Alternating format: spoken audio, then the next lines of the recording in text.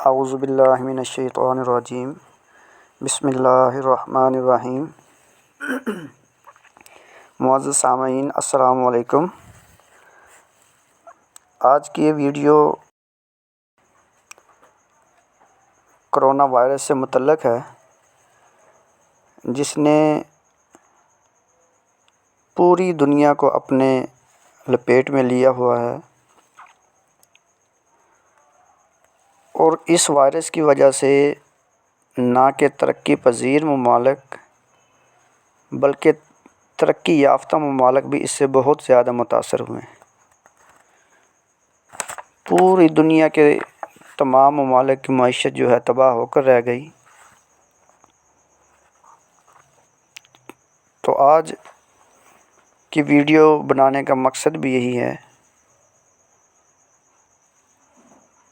کہ corona virus ہمارے جسم کے کس اعضاء پر حملہ کرتا ہے اور یہ کس ملک سے شروع ہوا اور اب تک کتنے ممالک میں پھیل چکا ہے، اور کتنے لوگ اس وائرس کی وجہ سے متاثر ہوئے اور کتنے لوگوں کی ہلاکتیں ہوئیں، اور اس کے بارے میں بھی بتائیں گے کہ یہ وائرس سب سے پہلے کب دریافت کیا گیا اور وہ کون کون سے ترقی یافتہ ممالک ہیں جن میں اس وائرس کی وجہ سے ریکارڈ ہلاکتیں ہوئیں۔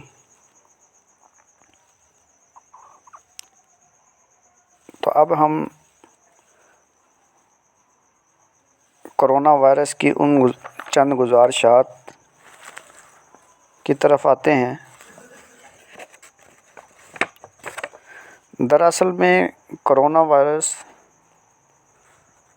عالمی ادارہ صحت کے مطابق پھیپھڑوں کے شدید عارضے میں مبتلا کرنے والا وائرس ہے، جو سب سے پہلے چین سے شروع ہوا تھا اور اب تک 114 ممالک تک پھیل چکا ہے۔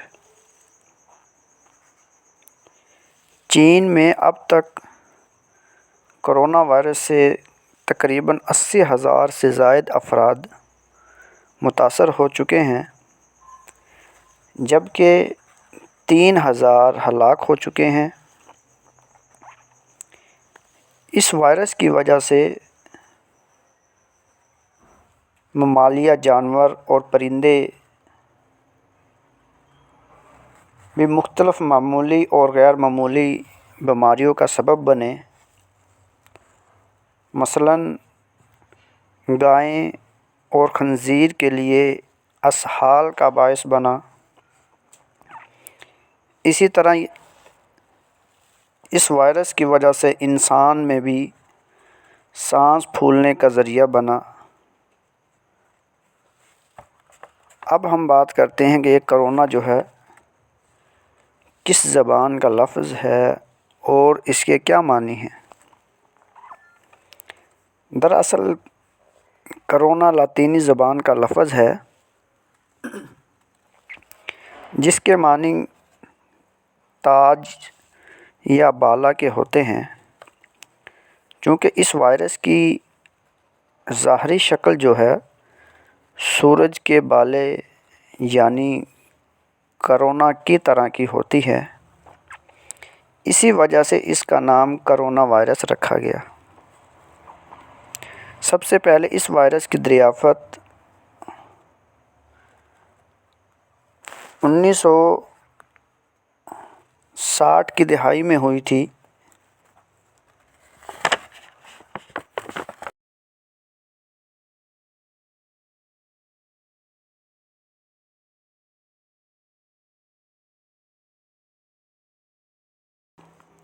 خنزیر سے متعدی ہو کر داخل ہوا تھا۔ اس وقت اس وائرس کو ہیومن کرونا وائرس کا نام دیا گیا ہے، کیونکہ یہ وائرس اب انسانوں میں بھی پایا جاتا ہے۔ کرونا وائرس بنیادی طور پر دودھ پلانے والے جانوروں اور پرندوں کے نظام تنفس اور انسانوں کے نظام انہضام کو بھی متاثر کرتا ہے۔ یعنی انسان کو سانس لینے میں دشواری ہوتی ہے، کیونکہ یہ ڈائریکٹ جو ہے سب سے پہلے ہمارے لنگز یعنی پھیپھڑوں پر جو ہے اٹیک کرتا ہے۔ اور ایسے افراد جن میں انرجی کا نظام جو ہے یعنی مدافعتی نظام کمزور ہوتا ہے، جس میں بوڑھے، بزرگ یا HIV ایڈز کے مریض وغیرہ، ان میں بھی یہ وائرس نظام تنفس کے سنگین امراض کا باعث بنتا ہے۔ اب تک چین سمیت بہت سارے ممالک میں 1,11,000 سے زائد کیسز کی تصدیق ہوئی ہیں۔ 5,000 سے زائد اموات اس وائرس کے نتیجے میں ہو چکی ہیں، جن میں سے زیادہ تر چین، ایران اور اٹلی میں ہوئی ہیں، جبکہ جنوبی کوریا، فرانس، امریکہ، فلپائن، جاپان اور تائیوان سمیت دیگر ممالک میں بھی ہلاکتیں بہت زیادہ ہوئی ہیں۔ یہ وائرس کس طرح پھیل رہا ہے؟ اس سوال کے جواب پر موجودہ حکومت کے سائنسدانوں کا کہنا ہے کہ پہلی بار یہ انفیکشن جانوروں سے انسان میں منتقل ہوا، مگر اس کے بعد یہ ایک دوسرے انسان میں بھی منتقل ہو رہا ہے۔ سائنسدان ابھی اس مرض اور اس کے پھیلاؤ کو سمجھنے کے ابتدائی مراحل سے گزر رہے ہیں، اور تحقیقی رپورٹس فی الحال معلوماتی ہیں، مگر انہیں حتمی قرار نہیں دیا جا سکتا۔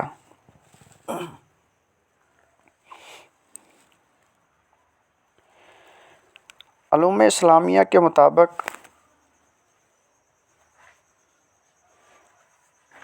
اگر ہم سابقہ ادیان اور الہامی مذاہب کا مطالعہ کریں تو اس میں پہلی قومیں اور ان پر نازل ہونے والے عذاب اور انعامات کا تذکرہ تقریباً تمام آسمانی کتابوں میں موجود ہے۔ خود ہمارے مذہب اسلام کے اندر بھی حلال اور حرام جانوروں کی ایک فہرست موجود ہے۔ آج اس جدید دور میں سائنس کو سب تسلیم کرتے ہیں۔ سہولیات نے انسان کی زندگی کو پرسکون اور آسان دہ بنا دیا ہے، مگر ماضی کے انسان کی زندگی اس قدر آسان نہ تھی، البتہ پرسکون ضرور تھی۔ یعنی وہ لوگ مشقت کام کرنے کے عادی تھے، جبکہ آج جدید ٹیکنالوجی نے ہمارے کام کو تو آسان بنا دیا ہے، لیکن بہت ساری بیماریاں جو ہیں پیدا ہو چکی ہیں، جس سے انسان سکون کی زندگی بسر نہیں کر سکتا، اور آج یہی حال ہے۔ رب کائنات نے اپنی نگہبانی اور مہربانی سے جو ہمیشہ اس کی طرف سے بندوں پر ہوتی رہتی ہے، کسی قوم کو محروم نہیں کرتا جب تک وہ قوم اپنی روش نہ بدلے، یعنی اپنے طور طریقے، رہن سہن کے طریقے نہ بدلے۔ اور جب کوئی قوم اپنی روش خود بدل لیتی ہے تو خدا کی طرف سے آفت آتی ہے۔ یعنی جو ہمارے اسلام نے زندگی بسر کرنے کے طریقے بتائے ہیں، اگر ہم ان پر عمل نہیں کریں گے تو یقیناً اللہ کا عذاب پھر ہم پر مسلط ہوتا ہے، جو آج وائرس کی شکل میں ہم پر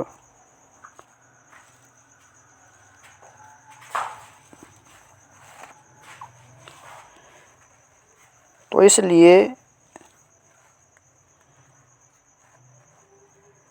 خدا کی طرف سے آفت آتی تو ہے، پھر کسی کے ٹالے ٹلتی بھی نہیں، اور نہ ہی کوئی اس وقت کام آتی ہے، مدد اس وقت کام آتی ہے جب معاشرے میں گناہ اور گناہ کی زندگی عام ہو جائے، اور حسد، غیبت، جھوٹ، بد نظری کو کوئی گناہ نہ جانے، بے حیائی کو گناہ نہ جانے، فحاشی کو گناہ نہ جانے، تو پھر آفات کا نہ ختم ہونے والا سلسلہ شروع ہو جاتا ہے۔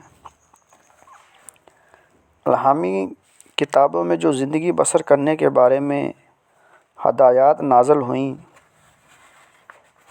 آج ہم سوچیں کیا انسان ویسی زندگی بسر کر رہا ہے؟ اگر آج ہم اپنے ارد گرد کے معاشرے میں نظر دوڑائیں، کیا ہم ان آسمانی کتابوں میں جو ذکر کیا گیا ہے اس کے مطابق زندگی بسر کر رہے ہیں؟ اس کے مطابق ہم اپنا رہن سہن کر رہے ہیں؟ اس کے مطابق ہم اپنا لباس پہن رہے ہیں؟ بالکل نہیں۔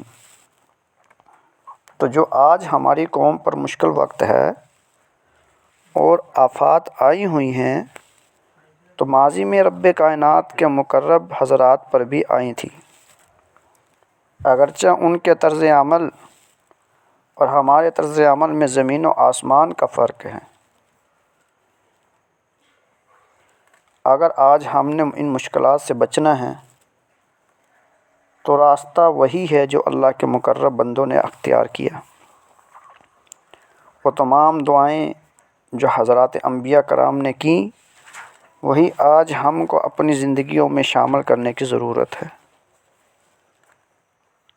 اگر ہم اللہ کے بتائے ہوئے احکامات اور نبی صلی اللہ علیہ وسلم کی جو زندگی ہمارے لیے نمونہ ہے، اس کے مطابق ہم اپنی زندگی کو ڈھال لیں تو یقیناً ہم ان وبائی امراض سے بچ سکتے ہیں۔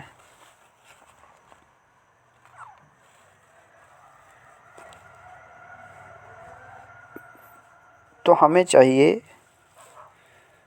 کہ ہم اپنے آپ کو، اپنے اہل عیال کو، اپنے خاندان کے افراد کو ایسی ترغیب دیں جو انبیاء علیہ الصلاۃ والسلام نے ترغیب دی، جس طرح انہوں نے، صحابہ کرام نے، تبع تابعین نے، اولیاء العظام نے زندگی بسر کر کے دکھائی۔